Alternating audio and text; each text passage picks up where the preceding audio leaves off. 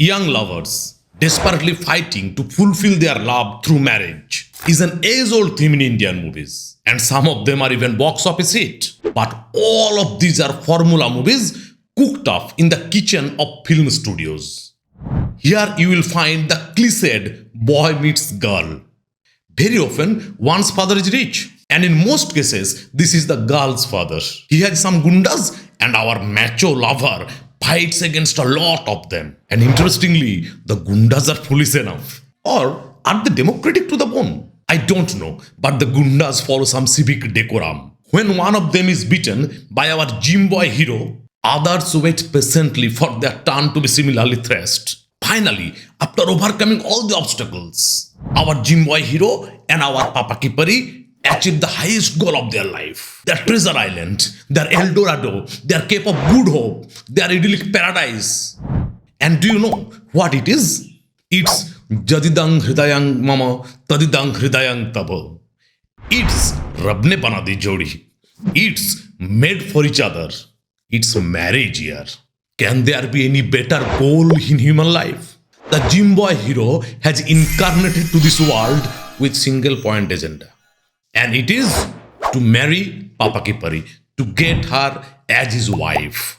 And similarly, the Papa Kipari has incarnated here only to have the gym boy as her husband. Till now, and ludicrously enough, marriage is presented as their sole intention to survive in this planet, as the finishing point of Bhag Milka Bhag of their life. Almost all these movies have happy ending in the form of marriage. The tide against such recipe films came from within Indian movies itself. Have not you watched Anurag Kashyap's Gangs of Wasseypur? अरे यार, तो फिर आपने देखा तो देखा क्या ही देखा. Remember the character of great director actor Timangshu Dhulia, the Bahubali Neta Ramadhir Singh. He had a very bitter pinch on such formula movies. साला हिंदुस्तान में जब तक सनीमा है लोग चूतिया बनते रहेंगे. Not only cinema, but romantic literature also earlier destroyed our taste in the similar way. They forcefully stop the life's drama with marriage. But drama does not stop at any point. Our entire life is a medley of performances in various different roles. Okay. At present, we are not thinking about other role playing. Let's concentrate solely on love. Now, do you think that marriage is really the final destination of love? Its long cherished finishing point? Do you think that the emotion of Dil Garden Ho Gaya at the time of marriage will remain forever? All the conflicts, all the hurdles are overcome to conclude the drama of love. And this drama of love ends with marriage. And from that ending, another drama starts, the drama of conjugal life. Or rather, it is not another drama. It is only the part 2 of the same drama, its sequel. And here the conflict is more intense. Here the conflict is more horrible. Because now the two persons are not fighting against any tyrannical father, or against any powerful Bada Bhaiya, or against any social custom. They are fighting against each other. They are fighting against the darkness of disillusionment into which they now discover themselves. Tomake buঝি না প্রিয়, বোঝো না তুমি আমায়. I can no longer understand you. You no longer understand me. After marriage, now they realize the difference between real and real. For love, they married each other. After marriage, they can't love each other. This is the whole paradox of marriage. And it is expressed by Emily Dickinson in her poem, I Cannot Live With You. फासले ऐसे भी हो गए, ये कभी सोचा न था. पास बैठे थे मेरे, पर वो मेरा न था. Now, go to the description and read the poem under discussion. Hello dear. What do you think about the poem? Do you, just like a number of our worthy critics, self-declared apostles of literature, consider this an anti-love poem? Then dear, you are altogether following the wrong track. How? Let's discuss the poem bit by bit, and then you will understand that Dickinson is a misinterpreted poet. When we fall in love, our sole desire becomes to live the rest of our life with our loved one. So the very title, I Cannot Live With You, arrests our attention. Normally, we expected, I cannot live without you. And naturally, it shocks us. Judgmental as we are, we at once jump to the conclusion, oh, there is something fishy in it. The lady is certainly not sincere in her love. But gradually, we will understand the contrary. The lady loves her partner so intensely, so passionately, that she does not want to lose him.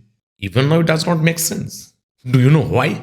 Because we are filled with some copybook knowledge about love. And we do not know the excellent realistic philosophy of Dickinson on love, which she presents here through a series of coherent arguments. Another interesting fact is that the title as well as the initial expression is not I shall not live with you, because shall has an inherent choice within it. That is, this is the choice of the poetess not to live with the male partner. And naturally, the choice can be altered. When she says cannot, it means that she has all the desire to live with him. But living together is absolutely impossible. It is not a matter of choice. Here, life refers to everyday, monotonous, repetitive existence after marriage. Life then becomes as meaningless as the act of Sisyphus. In the conjugal life, each one tries to control the other one. And it is finally presented through the reference of the Sexton. Sexton was a church official, both a gravedigger as well as a bell ringer. Medical science did not thrive so much at the time. That's why it so sometimes happened that a living man, taken dead, was buried. To avoid such incidents, a bell was always kept inside the coffin. If the man woke up, he would summon the sexton by ringing the bell. So the life and the death of the man absolutely depended on the sexton. That's exactly what happens after marriage. Someone else will take control of your happiness. Someone else will decide your life and death. And you will find yourself in the claustrophobic coffin of monotonous domestic life. And then, just like the housewife who has overused a cup, which is now old-fashioned or broken, you will certainly want some changes in your life. Just like her, you want a new cup, that is, a new partner in your life. It means you will start extramarital affair. So, your desire to live together is miserably defeated with the presence of मैं, मेरा पत्नी और oh.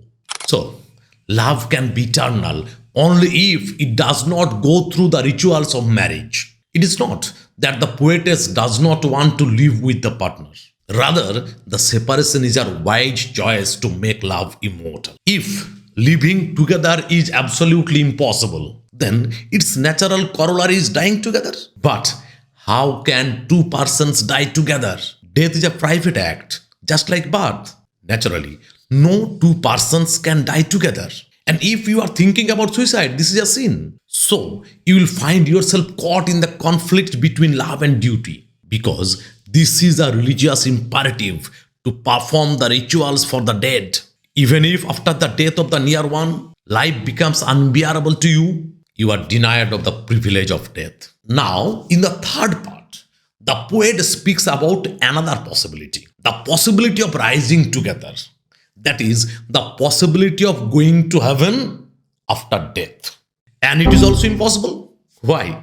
Because though the lover was religious enough to have an entry to heaven, the poetess never thought of Jesus. The lover saturated her sight. She always favored the face of the partner than of Jesus. Nor could I rise with you because your face would put out Jesus. So naturally, she will be denied heaven. And she is not lamenting over the fact at all. She is the priestess of love. Love is her religion. In comparison to her earthly life with the partner, heaven is a sordid place, an insignificant achievement. Because you saturated sight, and I had no more eyes for sordid excellence as paradise. Going to hell together is similarly impossible. If the lover was sent to hell and the beloved to heaven, even the heaven to her will be as horrid as hell without the lover. When Mephistopheles was asked by Dr. Faustus about the perfect location of hell, the devil had given him a very interesting answer, that the hell is not a circumscribed geographical place. It is a mental state. The absence of the lover will lead her to experience hell even in heaven. Where you were not, that self were hell to me. So, we are ultimately at a loss. We can't understand what to do. If we cannot live together, if we cannot die together, if we cannot go either to heaven or hell together, then what is going to be our fate? Are we living in a limbo or a modern dystopia where we are absolutely helpless, trapped? No, dear. The poetess has a solution. वो एक ही चेहरा तो नहीं सारे जहां में जो दूर है वो दिल से उतर क्यों नहीं जाते? Separation. Separation. Physical separation is the word, dear. We, the Homo sapiens, are just like other animals. We are nothing special. In the course of civilization, marriage does not remain a choice. It is made an imperative, a compulsion. Now, what is the exact reason of getting bored in the conjugal life? Dickinson does not specify causes. Why? Because no obvious reason is necessary to get bored after marriage. Only it is so. When you see the same face day after day and night after night, naturally the relationship becomes dull. And we merely need an excuse to start quarrel with the same person whom we loved so much, for whom we could have fought against the entire society, to whom we wanted to give each and every second of our lives. Nothing happens. Nobody comes. Nobody goes. It's awful. Was said by Struggle in Waiting for Godot. This emotion is exactly felt by any person who thought himself or herself stuck in the labyrinth of marriage. Dickinson concludes her poem with the following lines. We must meet apart, there, I hear, with just the door azure. That oceans are, and prayer, and the white sustenance, despair. Here the poet has used an interesting oxymoronic expression, meet apart. This oxymoron is also epigrammatic. How can one meet the loved one if they are apart? Have not you listened to that famous Bengali song? ভালো আছি, ভালো থেকো, আকাশের ঠিকানায় চিঠি লিখো. Now, what is the emotion conveyed by this song? That physical separation can never diminish the intensity of love. Not only so, rather, it is only physical separation that can make love immortal. Only when the beloved is not with us, we understand the real value of him or her in our lives. Millions of people fell in love in the course of human civilization. Millions of other people are still falling in love, and they have the hope of getting happiness by living together. এরা সুখের লাগি চাহে প্রেম, প্রেম মেলে না, শুধু সুখ চলে যায়. People fall in love in search of happiness, but togetherness destroys both love and happiness. All the mortal love affairs are the stories of physical separation. So what do you call the success of love? Two bodies are living together, two bodies are sleeping together, two bodies are doing all everyday monotonous repetitive activities together, but their hearts are thousands and thousands miles away from each other. They have shut the door of the heart on the face of the other one. Do you call it love? Don't you understand that these are only two corpses of two former lovers who have turned into ghouls because they now get perverted pleasure by criticizing the other one at each and every step? Physical distance is immaterial in love. Even if two bodies are living in places oceans apart, and they always pray to God for the well-being of the other one, if the door between them is always open, if they have the eternal wish to have the other one close to him or her, if they despair over the fact of not getting the other person, if this separation makes their love for each other stronger and stronger each day, don't you think that this is love in the true sense of the term?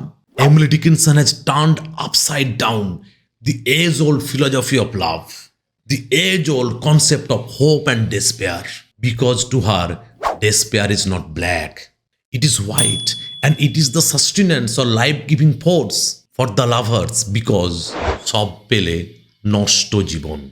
Meaning, if you get your beloved, you will never give him or her real value. Only absence helps us understand the importance of the other one. So, if we really want to make our love immortal, we should not celebrate physical union, as this is the funeral song of love. Rather, we should exalt physical separation, as it is the food of love. No more today. Tada.